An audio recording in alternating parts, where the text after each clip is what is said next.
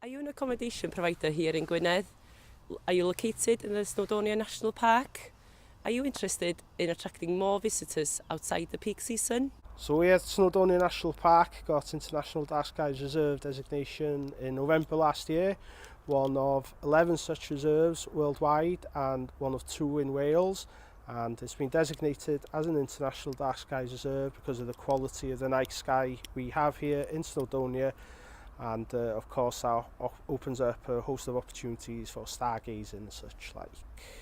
We are looking for 10 accommodation providers to take part in a pilot project to demonstrate the economic value of the dark sky status.